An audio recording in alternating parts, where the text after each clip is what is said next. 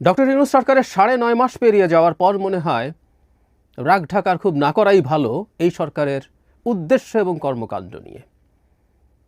আরও রাগঢাক ছাড়াই কথা বলা দরকার ছাত্রদের যে সংগঠনগুলো আছে। ছাত্র মানে আমরা সাধারণত বুঝি একাংশ যারা বৈষম্য বিরোধী ছাত্র আন্দোলন বলে যে সংগঠনটা আছে সেটা এনসিপি তৈরি করেছেন, তারা একটা বড় অংশ গেছেন সেখানে, তাদেরকে নিয়ে এই প্রশ্ন করে ফেলা দরকার যে বৈষম্য বিরোধী ছাত্র নামে মাস্তানি, আমি শব্দটা কনশাসলি বলছি, আর কতদিন চলতে দেওয়া হবে এবং সরকারের উদ্দেশ্যটা কি মাস্তানি চলতে দেয়া নিয়ে।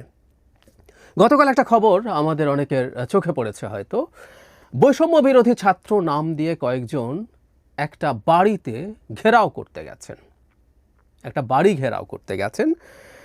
সেখানে কিছু কথোপকথন, একটা ভিডিও আছে, সেই ভিডিওর কন্টেন্টটা আমি প্রথম আলো থেকে পড়ছি। সেখানে এরকম, ধানমন্ডি থানার ওসির উদ্দেশ্যে এক তরুণ বলেন, আপনি কেন এইখানে কথা বলতেছেন এইভাবে।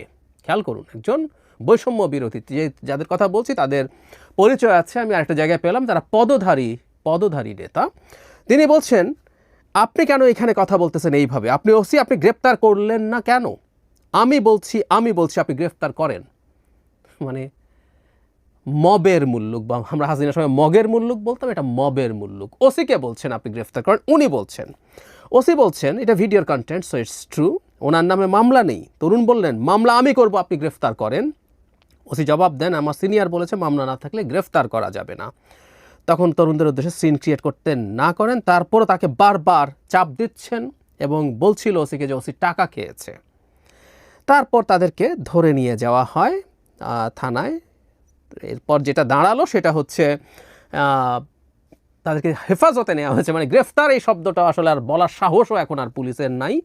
পরে যেটা জানা গেল যে তাদেরকে বিভিন্ন রকম আলটিমেটাম দিচ্ছেন, অনেকে থানায় এসছে, থানায় এসে সেখানে অবস্থান করছে, থানা ঘেরাওয়ের মতো অবস্থান। পরবর্তীতে বৈষম্য বিরোধী ছাত্র আন্দোলনের জ্যেষ্ঠ যুগ্ম সমন্বয়ক আব্দুল হান্নান মাসুদের জিম্মায় তাদেরকে ছেড়ে দেওয়া হয়েছে। শেষে হান্নান মাসুদ গেছেন, তাদেরকে নিয়ে যেতে তিনজন হলেন, ছাড়া পাওয়া তিনজন, পটুয়াখালী পলিটেকনিক ইনস্টিটিউটের শিক্ষার্থী ও বৈষম্য বিরোধী ছাত্র আন্দোলনের মোহাম্মদপুর থানার আহ্বায়ক সাইফুল ইসলাম রাব্বি, ফারহান সরকার দিনা নামে আরেকজন, সংগঠনটি ঢাকা মহানগরের যুগ্ম আহ্বায়ক, তিনি একটি বেসরকারি বিশ্ববিদ্যালয়ের আইন বিভাগে পড়েন। আরেকজন মোহাম্মদুল্লাহ জিসান, মোহাম্মদপুর কেন্দ্রীয় কলেজের শিক্ষার্থী, তিনি এই ছাত্র আন্দোলনের এই কর্মী, পুলিশের ট্রাফিক বিভাগের সহায়ক হিসাবে কাজ করেন। মানে তারা হক্কানি পাবলিশার্স, এরা মুক্তিযুদ্ধের দলিলপত্র বা সরকারের আরও বেশ কিছু কাজ সম্ভবত পেয়েছে।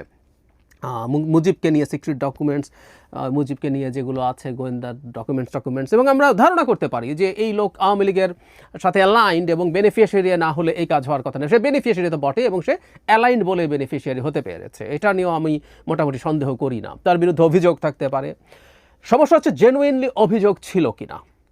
যদি অভিযোগ থাকে সেটার ভিত্তিতে মামলা হবে এবং সেটার মামলার ভিত্তিতে কাউকে পুলিশ গ্রেফতার করতে পারে, ব্যবস্থা নিতে পারে। বৈষম্য বিরোধী ছাত্র আন্দোলনের কতগুলো স্টুডেন্ট গিয়ে ওসিকে অর্ডার করছেন এবং ওসিকে হুমকি দিচ্ছেন, সেখানে এগুলো মাস্তানি, পিওর মাস্তানি, এবং এরপর তাদেরকে গ্রেফতার করা হয় না। অনেক রকম অভিযোগে তাদেরকে গ্রেফতার করা যেতে পারতো। ওখানে যাওয়া নিয়ে পুলিশ একটা খুব কমন মামলা দেয়, আমরা দেখি সরকারি কাজে বাধা সৃষ্টি, পুলিশকে বাধা দিলে। এখানে যে ভিডিও আমাদের সামনে আছে, খুবই জেনুইনলি বোঝা যায় যে পুলিশকে তারা হুমকি দিয়েছেন, পুলিশের কাজে বাধা দিয়েছেন, মানে তিনি মাস্তানি করবেন, তাকে গ্রেফতার করতে হবে, না করলে তারা পুলিশকে দেখে নিচ্ছেন। থানায় লোকজন গেছে, থানায় গিয়ে থানা ঘেরাওয়ের মতো পরিস্থিতি তৈরি করেছে, অবস্থান করেছে, এবং জনাব হান্নান মাসুদ তাদেরকে ছাড়িয়ে তার জিম্মায় মুচলেকা দিয়ে ছেড়ে দেওয়া হয়েছে। খুবই ফানি না? এই মাস্তানি সরকার চলতে কেন দিচ্ছে? এবং আমরা এই প্রশ্ন করি, আসলে কতদিন দেবেন? খেয়াল করবেন, আমি বিএনপির লোকজন যখন আওয়ামী লীগকে পেটাচ্ছে বা ধরে টরে থানায় নিয়ে যাচ্ছে, আমি একটা কথা ক্লিয়ারলি তখনও বলেছি, আমি এখনও বলছি, কেউ পুলিশের যে কাজ, পুলিশের যে দায়িত্ব, তার বাইরে কেউ কিছু করবে না। আওয়ামী লীগ লাঠি সোটা নিয়ে বসে থাকতো, যখন বিএনপি আগে সমাবেশ করতো, বলতো যে আমরা আইন শৃঙ্খলা রক্ষা করব, বহুবার বলেছি, ভাই আপনারা পুলিশ, আপনাদেরকে দায়িত্ব কে দিয়েছে আপনাদেরকে? রাষ্ট্র বুঝতে হবে তো। ঠিক একই কাজ যখন বিএনপি করছে আওয়ামী লীগের মিছিল ঠেকাতে, আওয়ামী লীগের মিছিল তখন বেআইনিও ছিল না, এই যে এখন বেআইনি। এখন যদি আওয়ামী লীগ মিছিল করে, তাদেরকে ধরা, পেটানো, এগুলো বিএনপির কাজ না, বা কারো কাজ না, এগুলো পুলিশ করবে। পুলিশকে সর্বোচ্চ কেউ খবর দিতে পারে, বৈষম্য বিরোধী ছাত্ররা কেউ খবর দিতে পারে যে এই লোকের বিরুদ্ধে মামলা আছে, একে এখানে আমরা দেখেছি, এই তথ্য কেউ চাইলে দিতে পারে একজন সচেতন নাগরিক হিসাবে। তারা গ্রেফতার করতে যাবেন, তারা ধরতে যাবেন, তারপর পুলিশ এসে সেটা বাধা দিলে পুলিশকে নিয়ে তারা যা তা করবেন এবং এরপরও তাদের কিছু হবে না। বৈষম্য বিরোধী ছাত্র আন্দোলন পুলিশ তারা এসব করছে কেন? এটা মাস্তানি, এটা পিওর মাস্তানি, পিওর মাস্তানি। এই সংগঠনের লোকজন আন্দোলন করেছে শেখ হাসিনার বিরুদ্ধে, অনেকেই করেছে, অনেকে করেছে। আর কেউ একবার আন্দোলন করলেও, অনেক কিছু করলেও সেখানে মাথা কিনে ফেলে না। আমরা মাথা বেঁচে দেই না, দেব না, কোনোভাবেই না।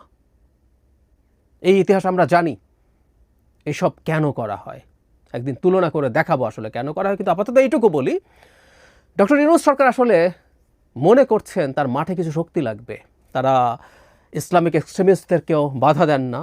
কোনো একদিন যদি প্রয়োজন হয়, বিএনপি যদি নির্বাচনের দাবিতে মাঠে নামে, তার বিরুদ্ধে লেলিয়ে দিতে হবে। এদের মধ্যেও যে কতজন আছে এদেরকেও লেলিয়ে দিতে হবে, তাই হাতে রাখছেন। তারা বিভিন্ন জায়গায় কী কী করে বেড়ায়, বহুদিন বহু কিছু বহুভাবে জেনেও বলি না। ওদের প্রতি স্নেহ আছে, ভালোবাসা আছে। আমি বাকি তিনজনকে চিনি না, হান্নানকে চিনি, হান্নানের সাথে টক শোতে দেখা হয়, স্নেহ করি ওদের সবাইকে। মানে হান্নানকে তো যখন অনেকেই আটকা পড়ে যাচ্ছে, একজনের পর একজন হঠাৎ করে বেরোচ্ছে আর আন্দোলন এগিয়ে নেওয়ার ডাক দিচ্ছে, আমাদের হান্নান সেখানেও ছিল। হান্নানকে আমরা ওই সময়গুলোতে ফোকাস দেখেছি। কিন্তু হান্নানদেরকে বুঝতে হবে, হান্নান ওই সংগঠনের মুখ্য সংগঠক, হান্নানকে বুঝতে হবে কোথায় তাদের সীমারেখা টানতে হবে। ওই শ্রদ্ধার জায়গা তারাই যেন নষ্ট না করে ফেলেন। কিন্তু এটা করছেন, এটা সরকারও যদি চায় তাদের এটা বুঝতে হবে, তারা যেন ব্যবহৃত না হন। এই মাস্তানি বন্ধ হবে বলে আমি মনে করি না। ওই যে বললাম কারণ সরকারের একটা অংশ আছে, তারা একটা ফোর্স মাঠে রেডি করার চেষ্টা করছেন, যেটা দিয়ে বিএনপির সাথে সংঘাত বাঁধিয়ে দেবেন, এটা মোটামুটি নিশ্চিত। সুতরাং এই সতর্কতাটা আমাদের জনগণের জন্য অন্তত। আমি ইদানিং আর এই সরকারকে উদ্দেশ্য করে কিছু করতে বলি না, শেখ হাসিনার মতো। সরি, অনেক ক্ষেত্রেই জানি যে ওর এক সুনির্দিষ্ট পরিকল্পনা আছে, ওটা নিয়ে সে চলবে। কিন্তু জনগণ যাতে সতর্ক হয়ে ওঠেন সেটুকু যেন বোঝেন তারা খুব ক্লিয়ারলি। নানান রকম ইন্টারপ্রিটেশন হতে পারে।